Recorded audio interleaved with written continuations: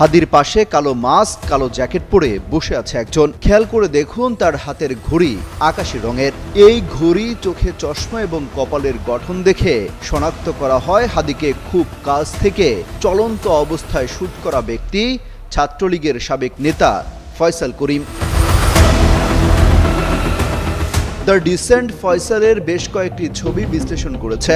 সেখানে বিভিন্ন সময় সন্দেহভাজন ফয়সালের হাতে ওই আকাশি রঙের ঘড়ি পরা অবস্থায় দেখা যায়। ওই ঘড়ির সাথে হাদির পাশে বসা যুবকের ঘড়ির হুবহু মিল। তবে আগের ছবিগুলোতে ফয়সালের চুল বেশ লম্বা, কিন্তু এই ছবিতে ছোট করে কাটা।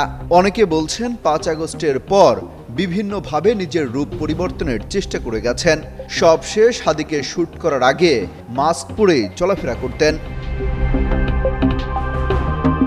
তথ্য বলছে ২০২৪ সালের ৮ নভেম্বর দুটি বিদেশি পিস্তল, দুটি ম্যাগাজিন, ৫টি গুলি, ৩টি মুঠোফোন সহ সন্দেহভাজন শুটার সাবেক ছাত্রলীগ নেতা গ্রেপ্তার হয়েছিল। সেই সময় তার বিরুদ্ধে অস্ত্র আইনে মামলা হয়। চলতি বছরের ১৬ ফেব্রুয়ারি ৬ মাসের জন্য জামিন পান। এরপর নতুন করে আরও ১ বছরের জামিন মঞ্জুর করা হয়। সেখান থেকে বের হয়ে মূলত কিলিং মিশনে নামেন। এরই মধ্যে ডিএমপি হামলাকারীর দুটো ঝাপসা ছবি দিয়ে সন্ধান চেয়েছে ফেসবুকে।